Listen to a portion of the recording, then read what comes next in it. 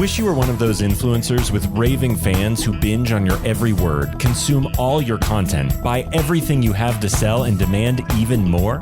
Then stay tuned while Authority Magazine columnist and BuzzFeed contributor Tracy Hazard shares strategies, tips, and tactics from top videocasters, podcasters, authors, and social influencers on creating that bingeable factor. Now, let's join Tracy as she explores how to rise above all the digital noise with the Binge Factor.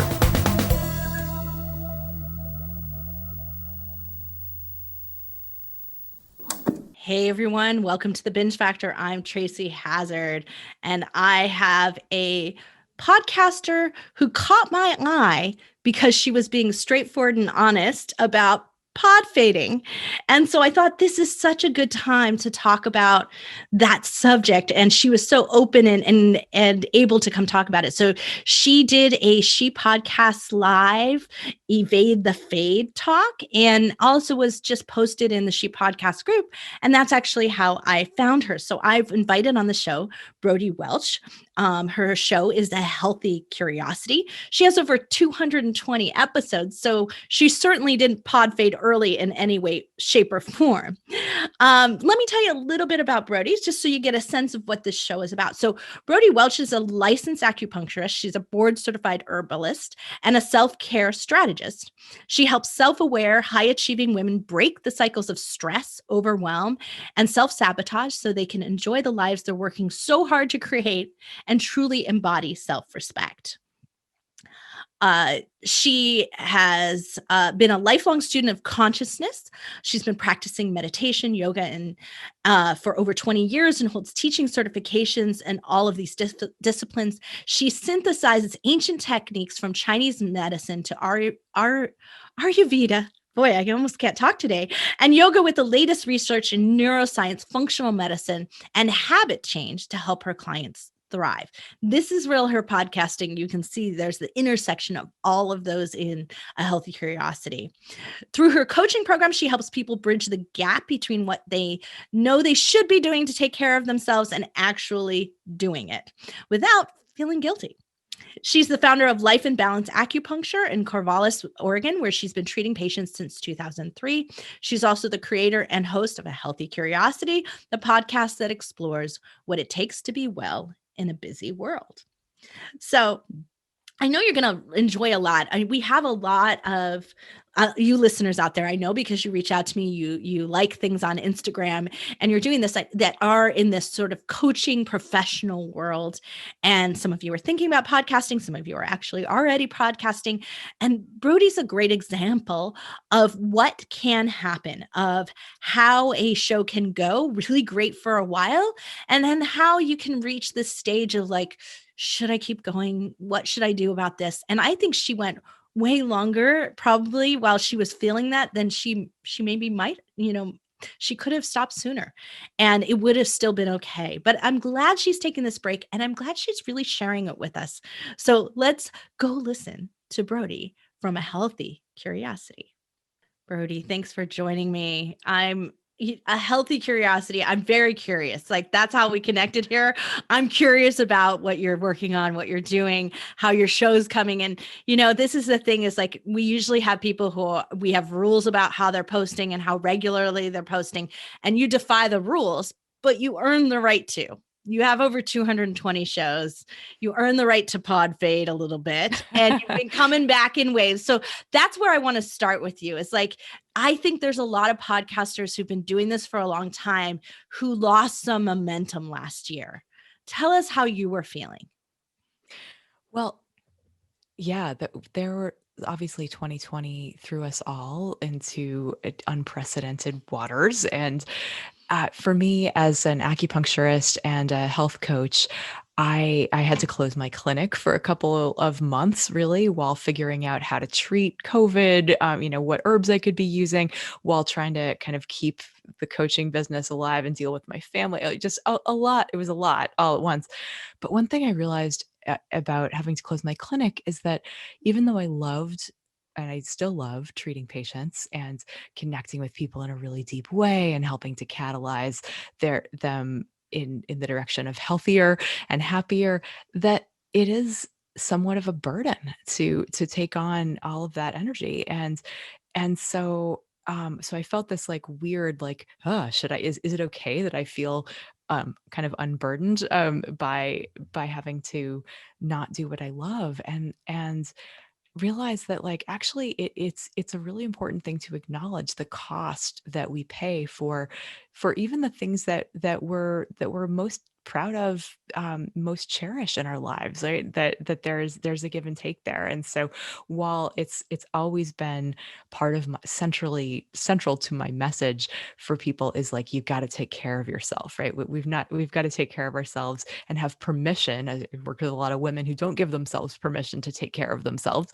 and just being able to kind of like just convince people that we have the right to do that, even if it means that we are just, if it seems selfish, or if it seems like something that is less important or frivolous compared to the important work that we're trying to get done in the world, that it's absolutely essential. Because everything, there's a yin and yang to everything, and we can't just be in exporting externally focused, what it looks like on the outside, showing up and disseminating information and teaching and nurturing and all that, without filling up the well. And I'm sure a lot of people are familiar with that concept. It's so hackneyed to talk about self-care, but I really felt like, okay, I've given myself permission to go through this collective trauma and to take a step back from my But you clinic made work. it, let me just say, Oh yeah, you made it all the way through 2020 without fading. Like absolutely. it Yeah. isn't, you don't see any hiccups in your show until you get to January, when there's a few less episodes, and then February there's Yeah. another less,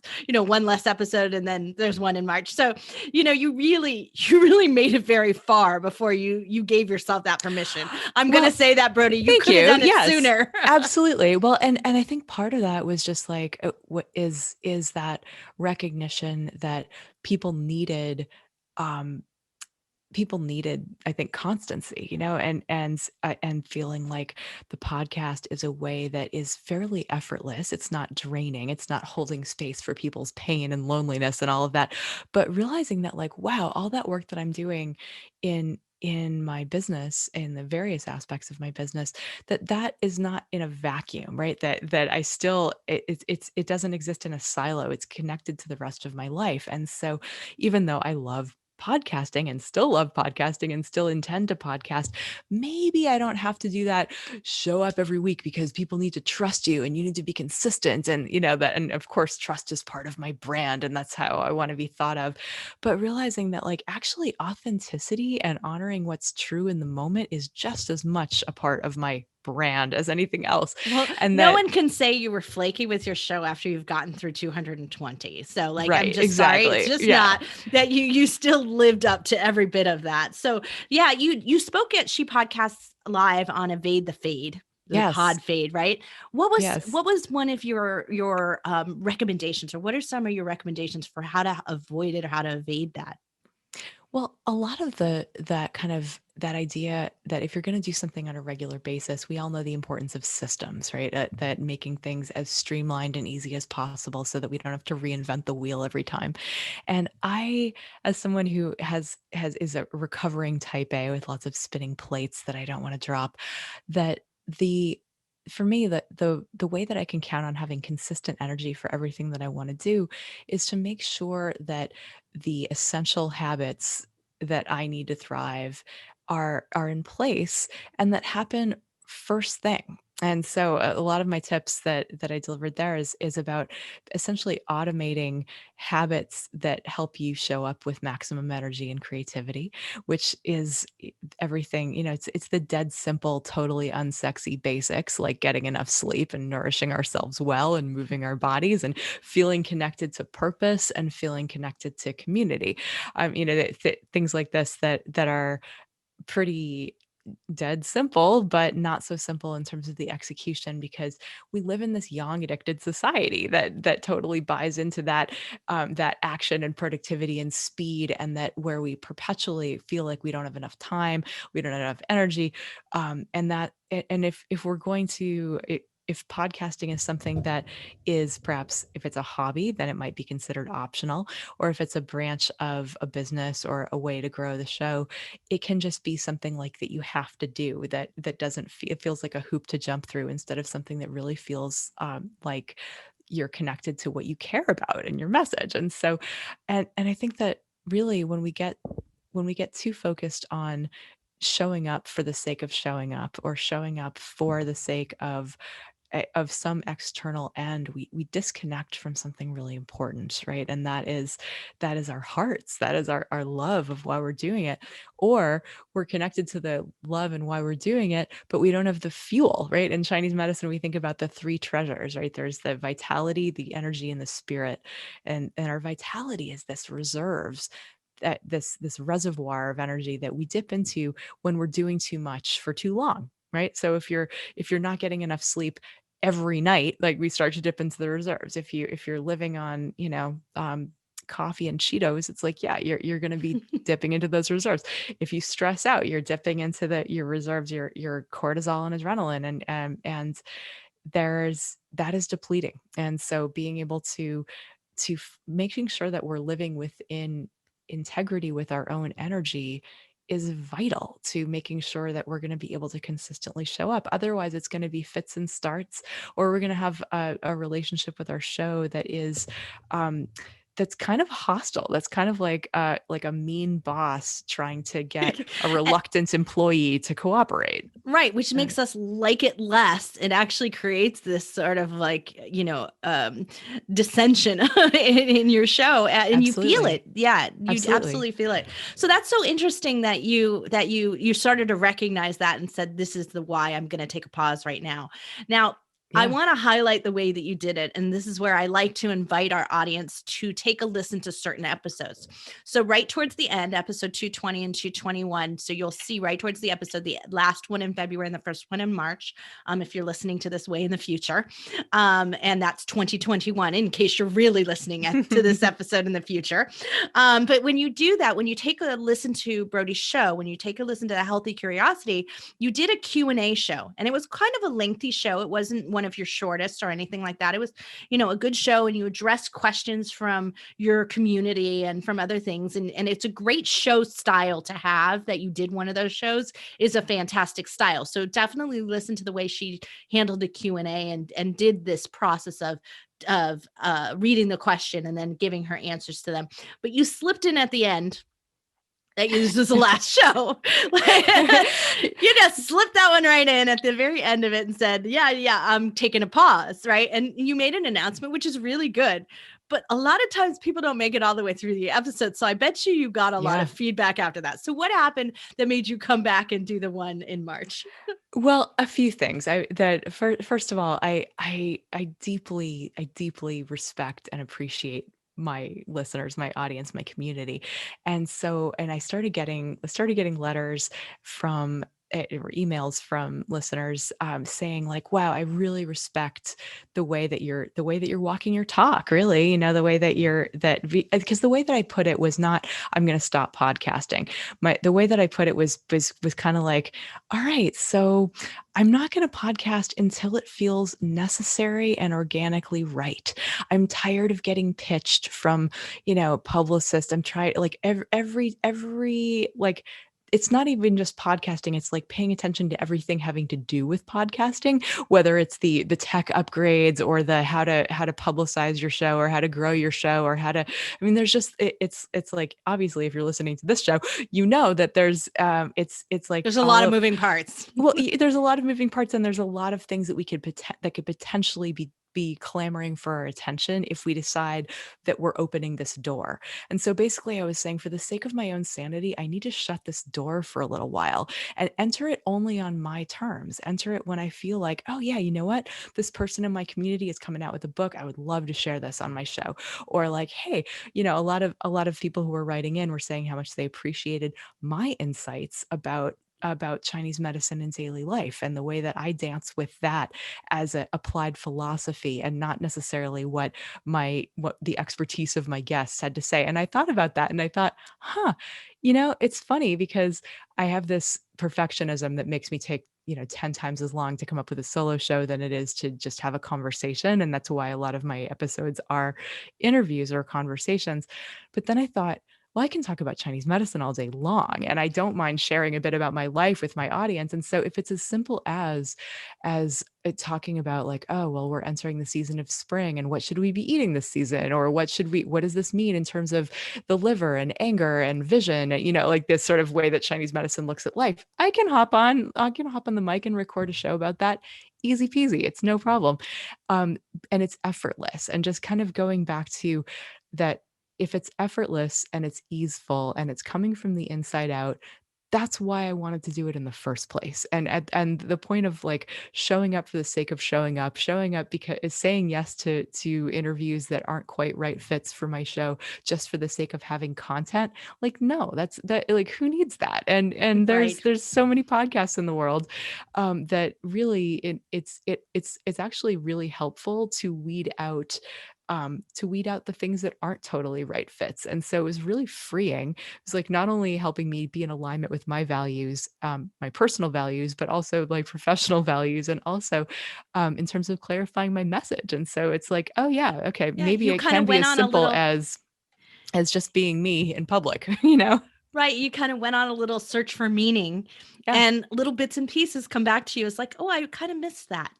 Yeah. And now it's time to go and address that. I love that process that you've taken there, and sort of the easing off for yourself without completely slamming the door and saying, I'm done. And without, also forcing yourself to like commit to one day a month, or, something where you still felt like it was a commitment. You reduce Right. that pressure on yourself. And I really think that was this is a great way, if you're going to pod fade in any way, this is a great way for you to find a way to keep it tying through, so that you may find that one thing that re-energizes you again. And Well, you didn't completely exactly. close it off.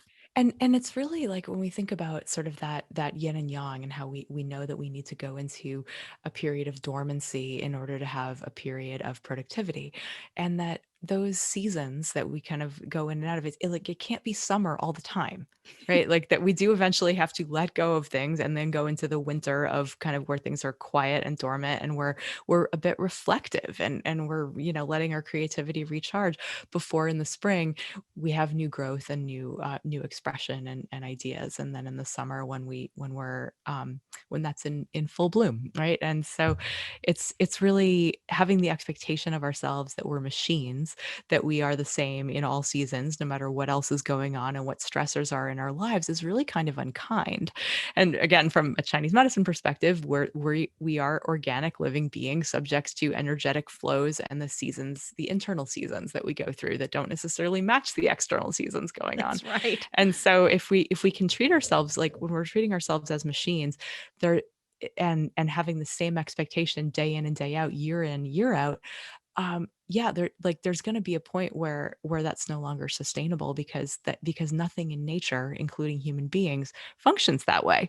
And so just being able to see it not as a failure, and not as like an all or nothing, black or white, I'm either doing this or not doing this, just that idea that like, oh right, it can be a more yin season where occasionally I'll pop up and have something to say, and I'm sure that over time that will shift, and then that I'll be excited about exploring a particular topic in a particular way. But that It'll idea come of, back. yeah, Yeah. and it already started to, as soon as I gave myself that permission, as soon as I let there be a little bit of space. It's like nature abhors a vacuum. There was already some ideas percolating. And so I think it's just really important to set ourselves up for consistency, but to recognize that that it's okay for it to not be summer all the time. It's okay for it not to be an arbitrary consistency in a Exactly. sense, right? Right. Yeah. You mentioned something that I want to tie in right now to our 5 things that we go over with every podcast, or Sure. because you dropped something that I didn't touch on because I knew we were going to get to it here. Okay. And that is that one of the reasons is you felt that the pitches you were getting on guesting were just not good fits for you. And, thinking about that is like, you even said it, you said the term mediocre guests. And then you said, well, wait a minute. I didn't mean that like they're mediocre, but they are not something that fits what you are about. If you don't have a healthy curiosity about them, right, then it's not going to make for a great show. So it wasn't a fit for you. So we're going to go through our 5 things. And of course, the first thing is how to get great guests. And really, I'd love for you to answer that in terms of like, do you have a set of criteria? And how do you deal with these pitches that how do you screen through that and say, is this going to be a fit for me? Well, we do have a guest application that we ask people to fill out, and we only really offer that to people that could be in the ballpark. So it's the kind of thing where that things that are clearly boilerplate, generic. Oh, your show is in the health space. I'm just gonna. I'm going to mass email you along exactly. with every other podcaster. Yeah, exactly. Then it's really clear that's very likely not a good fit, or people who are solely wanting to sell a product. Again, I'm not interested in people having to buy a product in order to get benefit out of spending their time with me. And so it's the kind of thing. So that's like one of the questions on the guest application is like, how will this benefit someone's life without them having to buy a product? And if someone doesn't have a good answer to that, they do not make the cut. I love that. Yeah. So that's a really great way. So you're being really discerning about it. You're doing what you're curious about, and then what your audience is going to be interested in.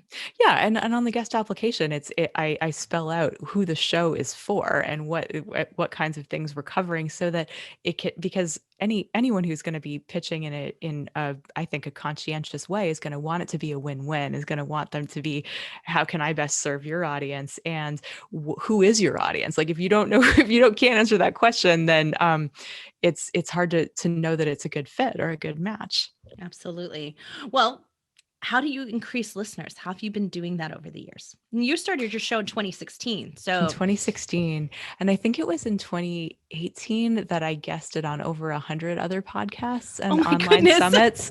Yeah, I just kind of went on a mass guesting spree. And a lot of times it was talking to just finding like-minded audiences or resonant audiences and people usually with people who are not doing exactly the same thing as me, but who had maybe some overlap. And sometimes it was a really small show with a dedicated niche and or a dedicated following, and just things would resonate. For example, I for some reason, what I have to say in the Chinese medicine space, I do a lot of overlap with functional medicine and with Ayurveda. So, and finding out that, wow, so many of the people reaching out to me are doctors or they're physicians or they're nurses or they're other Chinese medicine people. And so realizing that like, oh, well, that's interesting. Maybe that and helping me sort of craft like, well, what shows are they listening to? That kind of thing. So because it's not always obvious. No, that's true. That once you start to really learn about your audience, then it makes it more obvious where you might want to spend your time if you ask them. So that's great. So you've been increasing listeners through this. I'm going to call it a guesting spree, which I love the idea of that. It's maybe we should think of it like a sprint. 100 might be a lot for some people out there, but go on a little guesting sprint and try that out to increase listeners. Great advice. So the next one we go over is producing like a pro. And in your case, what I really love for you to focus on, because so many people are like, get a good mic and that's great. But I would love for you to focus on how, as a health practitioner with a practice, how do you manage to still produce this show? How do you manage to get that out every week with that kind of busy schedule?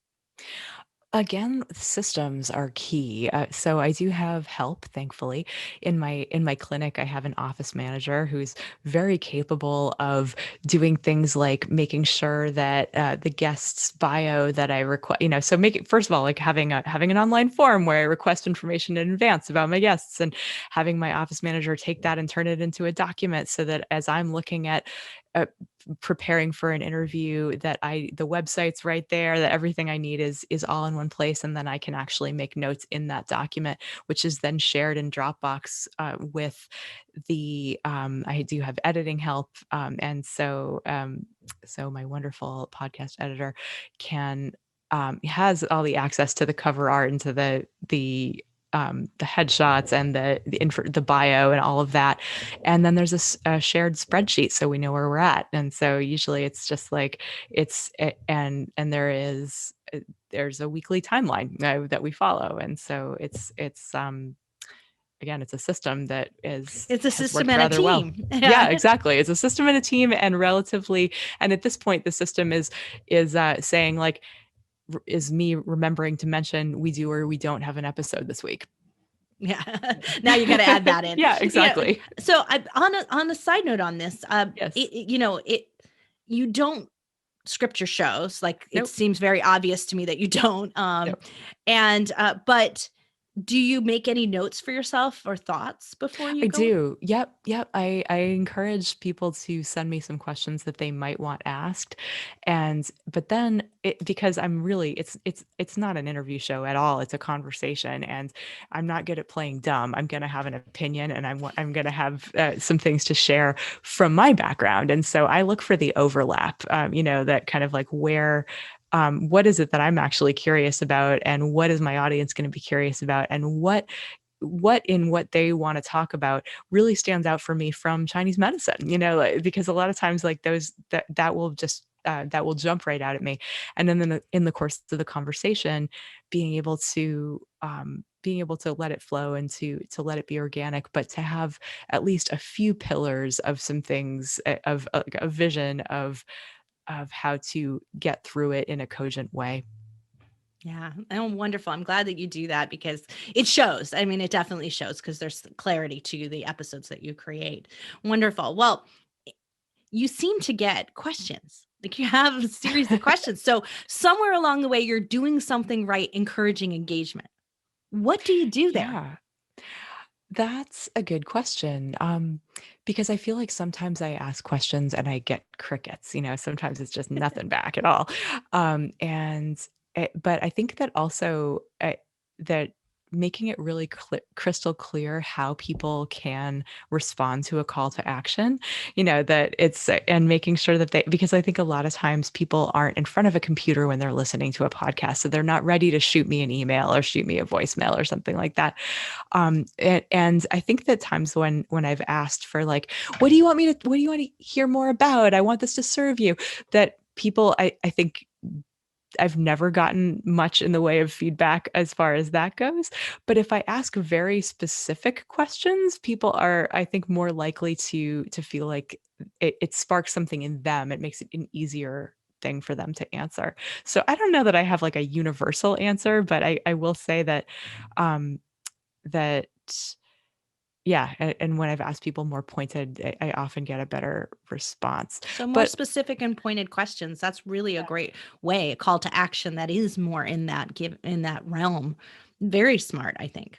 Yeah. And then again, also sometimes emails will just come in, that I haven't asked for. It was just meant to be. There it comes. Yeah, exactly. Mm-hmm. I love that. Let it happen. Yeah. On the other side. So, you've got a thriving practice, you've got courses, you've got a lot of online tools, resources, you've got a book. So you've got a lot going on your website and all of that is available to all of your Mm-hmm. listeners. Is that the primary way you've monetized the show, is through your own things, but are there any other ways? Yeah, I've not gone and searched out sponsors for the most part. The way that I've monetized the show is essentially by opening the doors for people to connect with me as a coach.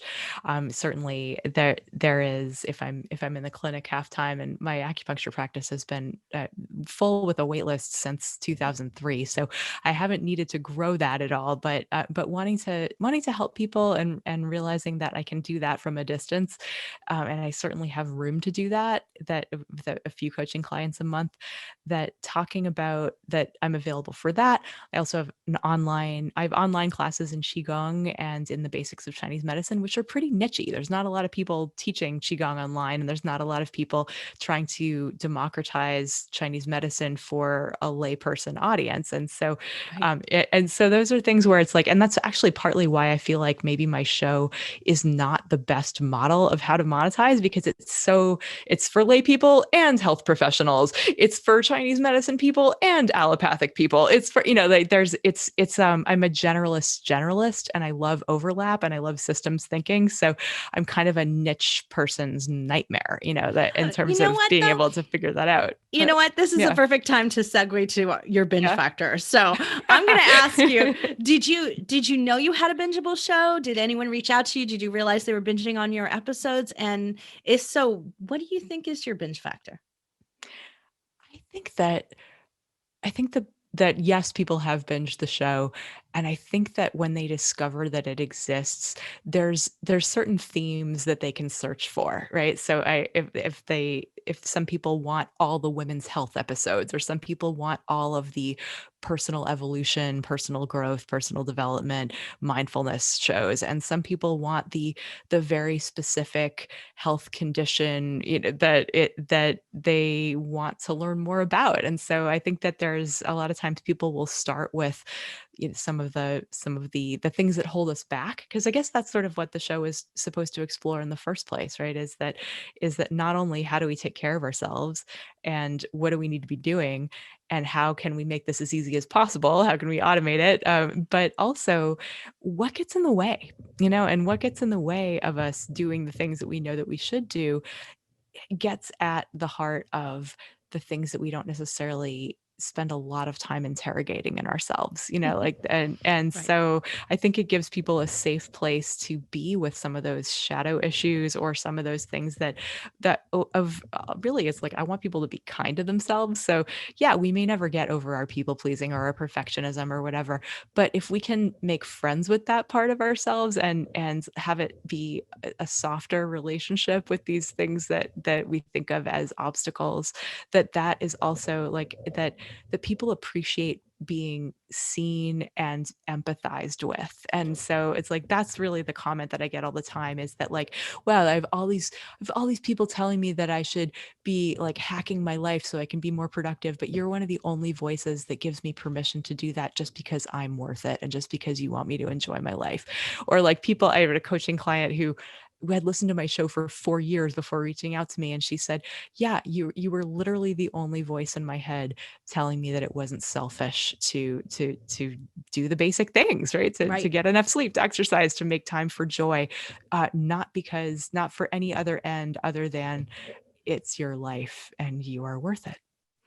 Well, yeah, I agree with you on all of those fronts on what you're feeling about your show, but the true binge factor from a binge listener, and a binge listener is someone who's really going to listen to most of your episodes. So, they're not skipping around. They don't want to miss anything because there's these deep little pockets of insights that you bring out. So they don't want to miss what you say, right? That's a true deep binge listener. And you're going to still find them. Even though you're slowing down a little bit, they're going to find your show, and they're going to start at the beginning and they're going to go all the way through.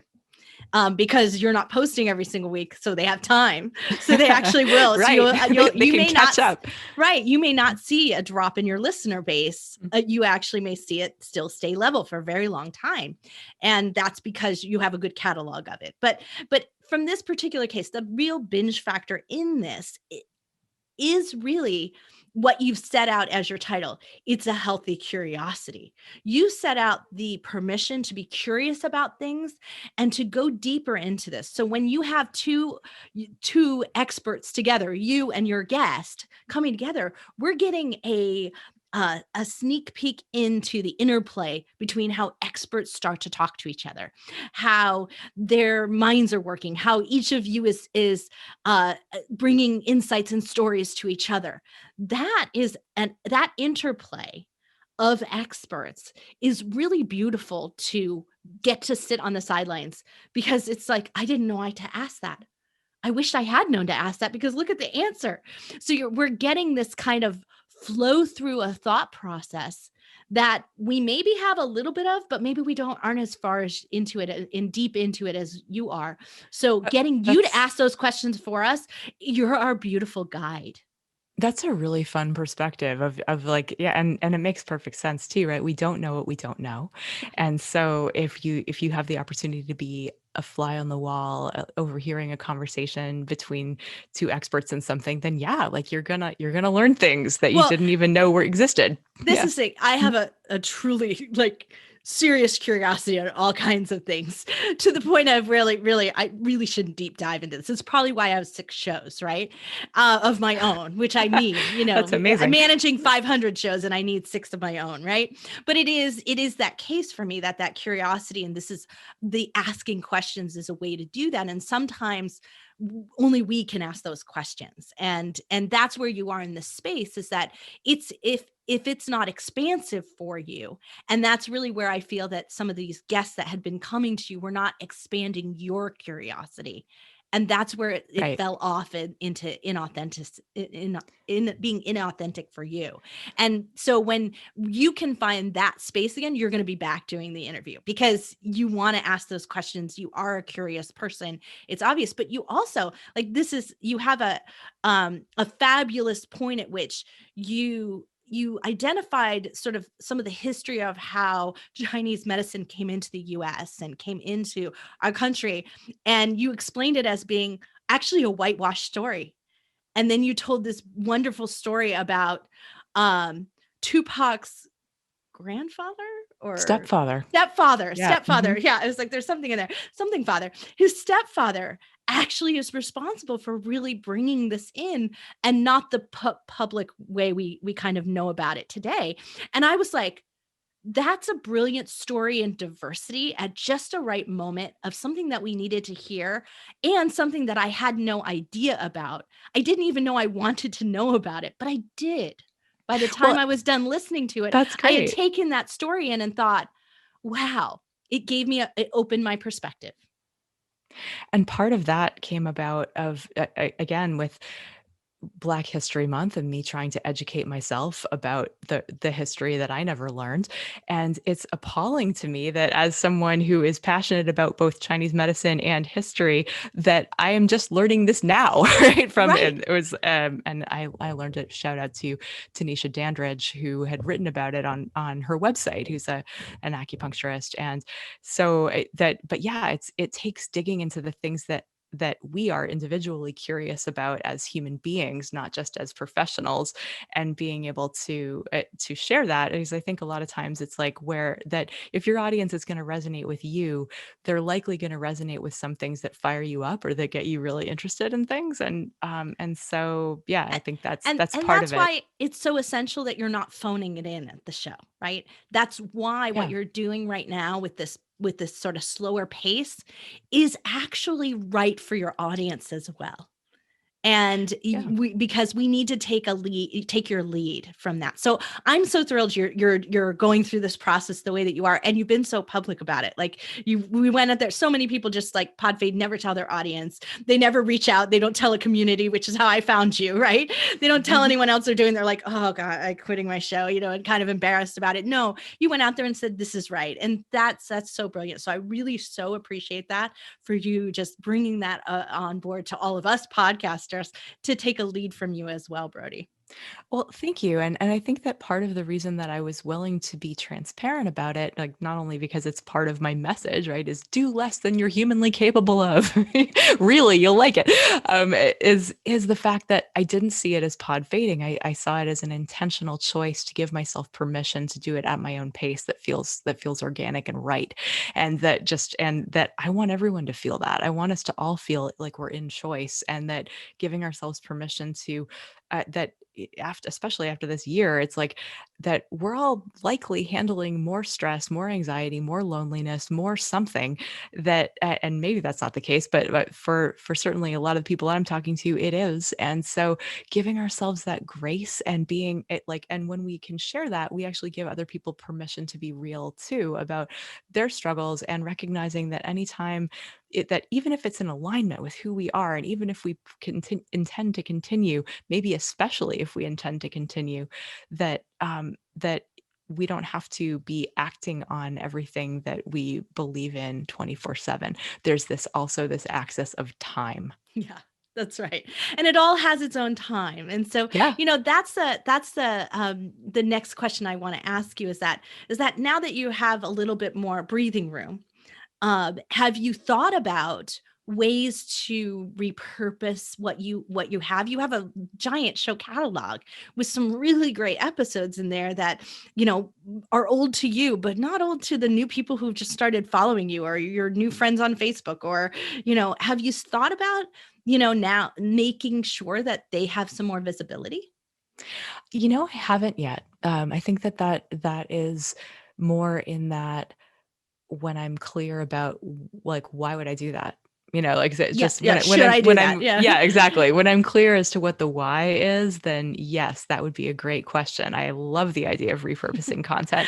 Well, so from a Yeah, podcast, strategist standpoint, like I sure. sit there and I Yeah. look at what Mhm. you've created and I think I just want to get my hands in there and like move stuff around. I want to create show spinoffs for you. And that's how I look at it, because from my standpoint, you've created a beautiful catalog that didn't get all the recognition that it should have as you grew it. It should be bigger than it is. Hmm.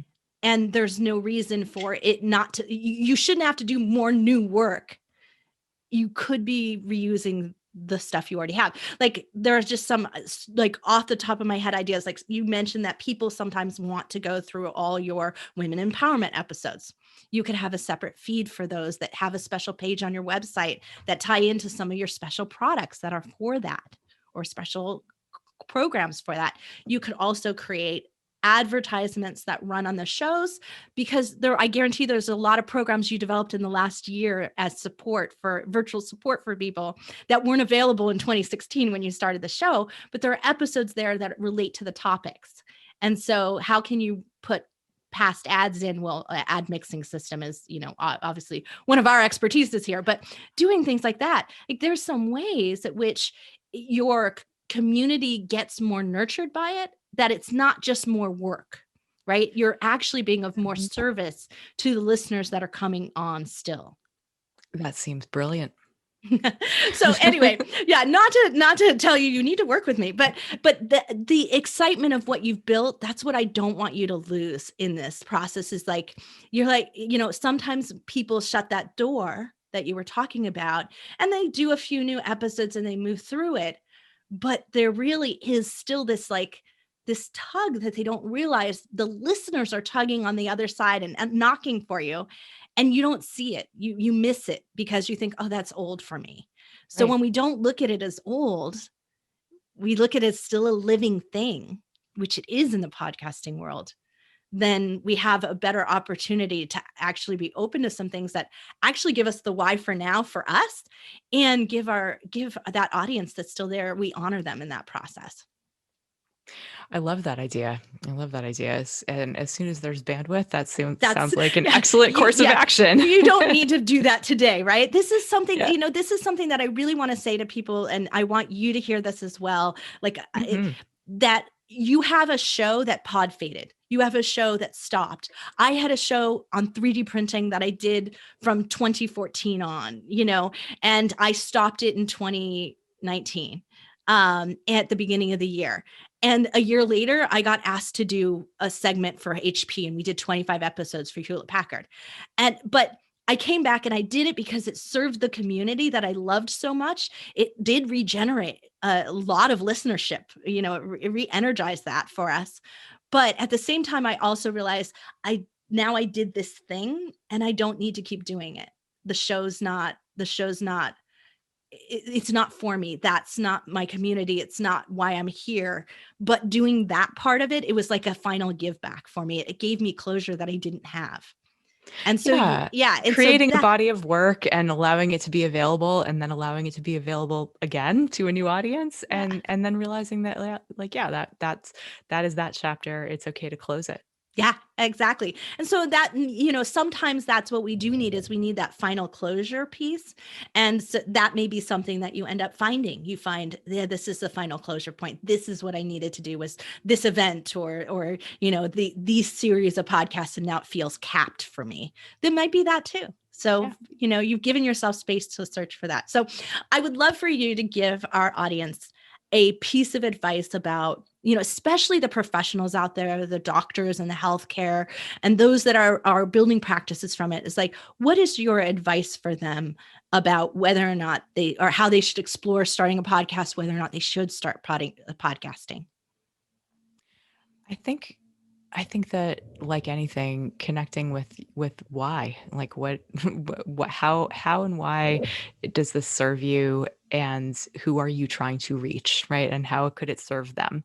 And getting really clear on that, because it's a noisy world out there, and and I think that everyone has their own very valid take on, I think that if you feel like you have Everybody should be something a to say, podcaster, right? yeah, right. But certainly it's, there's I remember Pat Flynn, a talk that he gave where the punchline was that there are no unique messages, only unique messengers, right? And I loved that quote because it was the kind of thing where it's like, oh right, my voice is valuable too.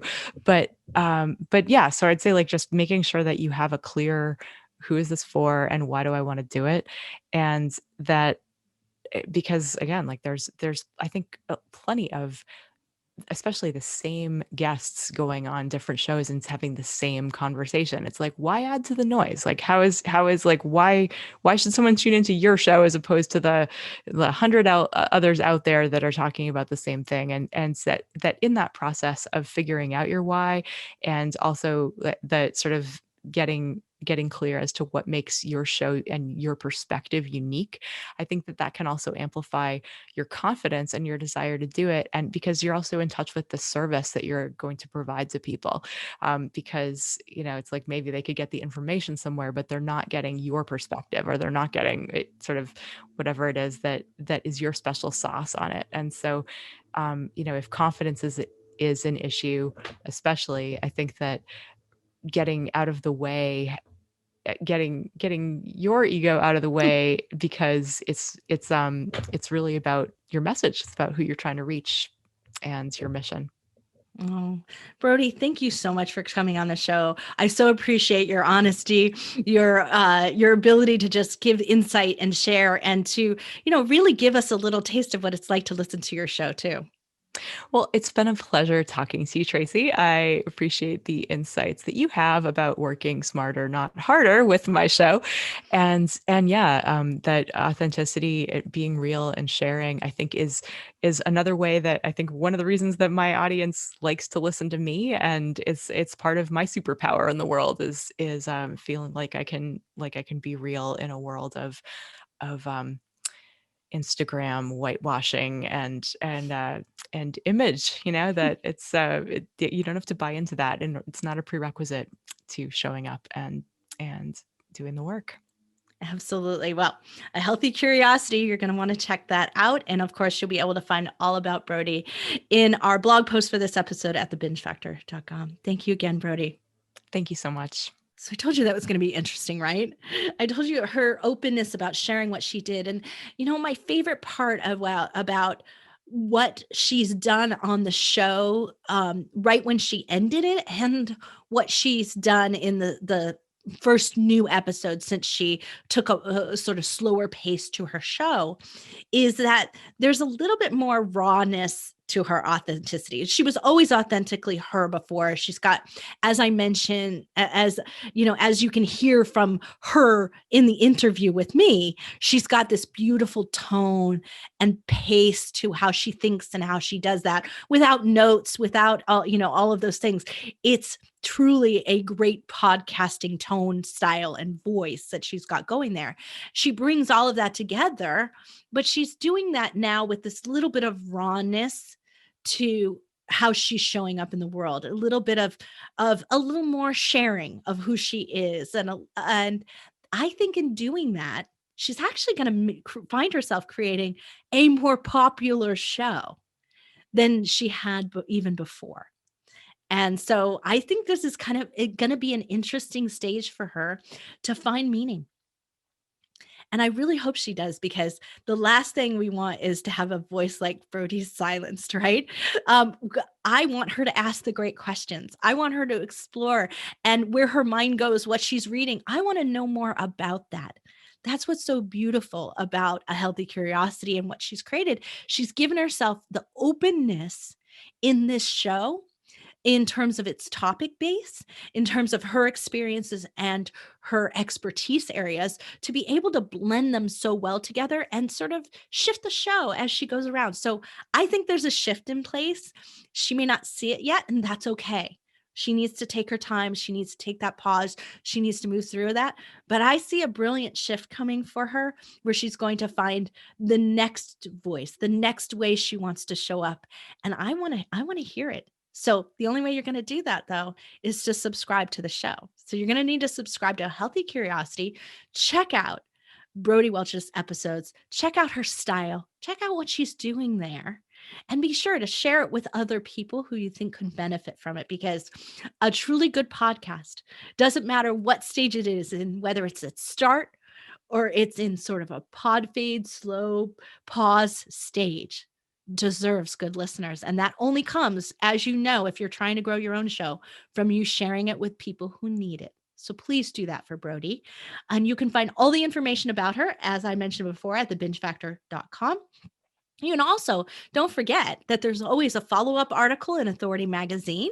And there should be some BuzzFeed articles coming out soon, so you'll be able to check those out as well. So thanks everyone for listening. And, if you think you belong on the Binge Factor, don't forget, you know where to find me.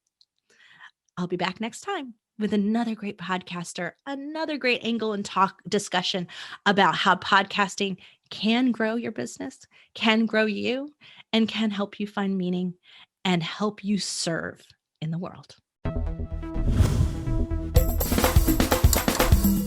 You've been listening to the Binge Factor podcast. For more information on podcasting and videocasting success tips and tactics, please go to thebingefactor.com. And be sure to listen to our other show for podcasters called Feed Your Brand. If you'd like to be interviewed on this show, as well as featured in Tracy's column, please go to thebingefactor.com/guest and apply.